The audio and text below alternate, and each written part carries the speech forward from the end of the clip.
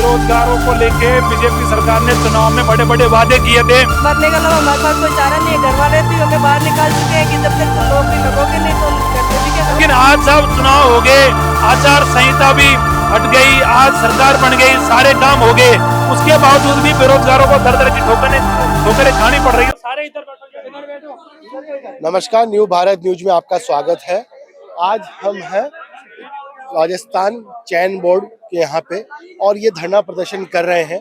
ये writ level 2 का मामला है और 27,000 पद थे जिसमें 21,500 पदों का परिणाम जारी किया था।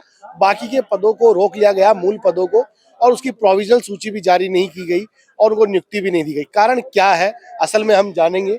मेरे साथ है मनोज मीणा जी जो बेरोजगार संघ युवा के अध्यक्ष हैं। देखो ऐसा है, पिछले काफी लंबे समय से बेरोजगार दर दर की ठोकरें खा रहे हैं और ये रीट लेवल 2 की भर्ती को लेके आज बेरोजगार छात्र कर्मचारी चयन बोर्ड में पहुंचे हैं और इनकी बस इतनी सी मांग है, जब आपने पूरी भर्ती को आपने किया है तो 5,000 पदों पे जो परिणाम बाकी है उनको आप क्यों नहीं निकाल रहे। पहले तो साहब इन्होंने कहा था कि आचार संहिता लग गई और चुनाव हो रहे हैं तो इसलिए नहीं निकाल सकते, तो बच्चों ने धैर्य रखा, बच्चों ने सुना सारी चीजों को और बच्चे इनकी मानते रहे।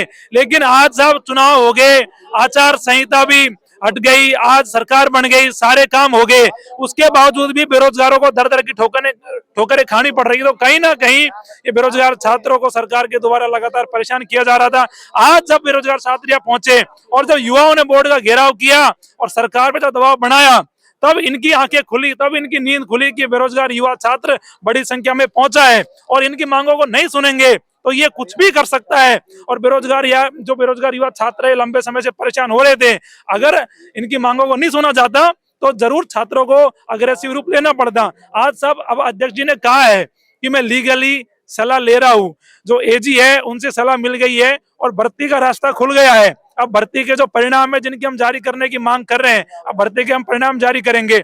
इसलिए हम एक बार हम अध्यक्ष को धन्यवाद भी देते हैं, लेकिन हमारी मांग यह है जब तक इस भर्ती का परिणाम आप जारी नहीं करोगे, ये पूरी युवा शक्ति यहाँ बैठी है, ये कहीं जाने वाली नहीं है, क्योंकि इन्होंने 4 महीने इंतजार किया है। आपने लीगली राय ले ली, इसके लिए धन्यवाद है। दूसरा सवाल आपसे ये है कि आप शिक्षा मंत्री के पास भी गए, नए शिक्षा मंत्री बने दिलावर साहब। देखो साहब ऐसा है, शिक्षा मंत्री के पास हम गए थे, लेकिन अभी नए नए शिक्षा मंत्री बने हैं तो बहुत ज्यादा उन्हें जानकारी में नहीं है। उनसे मिले थे तो उन्होंने कहा मेरे को अभी चीजों के बारे में स्पष्ट जानकारी नहीं है, तो अभी मैं कुछ नहीं बताने की स्थिति में हूँ। बात सब युवा लोग हैं, जितने भी सरकार बदली है उन्होंने नई गवर्नमेंट लाके दी है, भाजपा को भी प्यार से 115 सीटें दी है। भाई मुद्दा यही था, पेपर लीक, बेरोजगारी, सही तरह ट्रांसपेरेंसी भर्ती हो, लेकिन अभी भी फिर भी ये धरना प्रदर्शन, नई सरकार बनते हुए 2 महीना हो गया सरकार को। देखो बहुत अच्छी बात आपने कही है।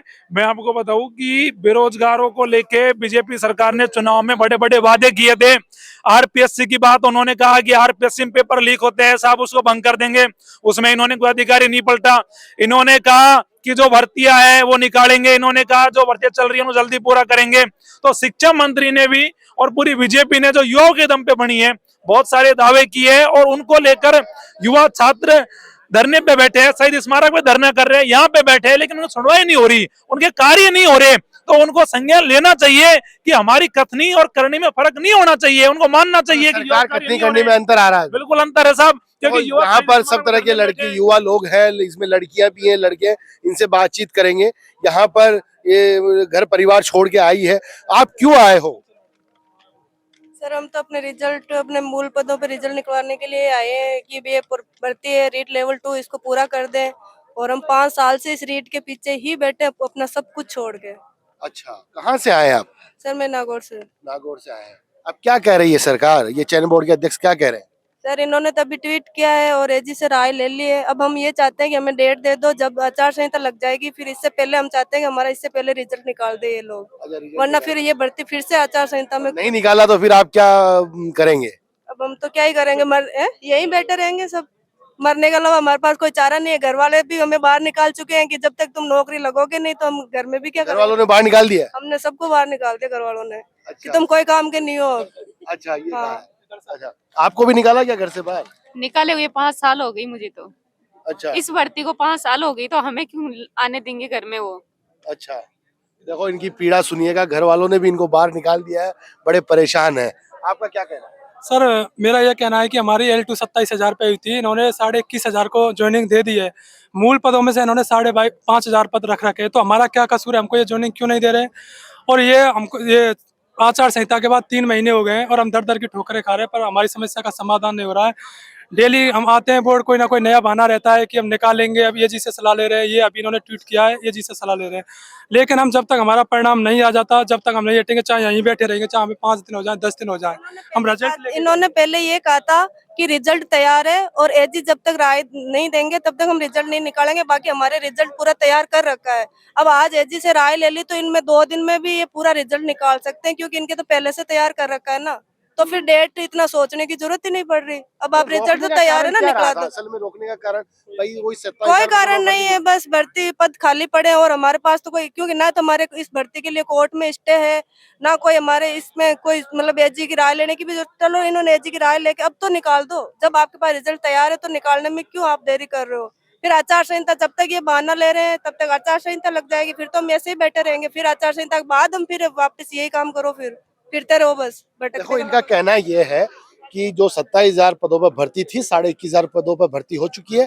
जो 5,000 पद है बकाया है, उस पर जल्दी से इनको पोस्टिंग दी जाए। आखिर अब तो एजी का भी राय मिल गई है इनको और परिणाम तैयार है, निकालने में देरी है बस सिर्फ ये। और नई सरकार भी आ चुकी है, इन बेरोजगार युवाओं ने इस बार बड़ी शिद्दत से सरकार में भाजपा को लेके आए हैं। पहले कांग्रेस से परेशान थे, इस बार भाजपा को लेके आए, राम राज्य की सरकार लेके आए, लेकिन फिर भी इनकी अनसुनी हो रही है यहाँ पे। तो ये लोग बेरोजगार युवाओं ने कहा है, यदि सरकार हमारी नहीं सुनेगी, चयन बोर्ड के अध्यक्ष हमारी नहीं सुनेंगे, तो हम यहाँ से नहीं उठने वाले हैं, क्योंकि इनको घर वालों ने भी निकाल दिया। कुछ बच्चों ने तो ये कहा कि हमको घर से बाहर निकाल दिया। इनकी पीड़ा यही जानते हैं। सर विशेष शिक्षा में से हम, और हमारे अभी मूल पद तो जो 90 पद है हमारे वीआई के अंदर, वो आधे पद अभी सरकार ने भरे हैं अभी बोर्ड ने, और आधे पद खाली है। तो हम आए हैं कि हमारे जो मूल पद हैं उनको भरे जाए। हम कोई अलग से डिमांड नहीं है कि ये हमारी नई भर्ती निकालो, नहीं, जो पद थे बोर्ड में वो पद भरे जाएं, और कोई अलग से डिमांड नहीं है। तो वो उन पद के लिए 40 दिन से यहाँ राउंड लगा रहे हैं, और 40 दिन से यहाँ लगा रहे हैं। इस भर्ती को 5 साल हो गए, 5 साल से हम संघर्ष कर रहे हैं पढ़ाई में। तो ये नहीं है कि आज इन्होंने कहा है कि ठीक है आपकी प्रक्रिया स्टार्ट होगी, तो ये आज बोल दिया है तो फिर इस बात पे अमल नहीं है इनका। कुछ दिन बाद फिर वापस आ रहे हैं, फिर कह रहे हैं हाँ अब आपका काम होगा। काम कर रहे नहीं है, बार बार बोल रहे हैं हो जाएगा, ढील में है बिल्कुल। पहले इन्होंने अबड़ा तबड़ी में रिजल्ट निकाल दिया कि जब चुनाव होने थे इन्होंने कहा कि जो इनसे लिए गए ऑन द स्पॉट ले लिए, और जो पेंडिंग में रह गए वो पेंडिंग में रख दिया। सहयोगी अमित शर्मा के साथ मैं तुषार गौतम, न्यू भारत न्यूज जयपुर।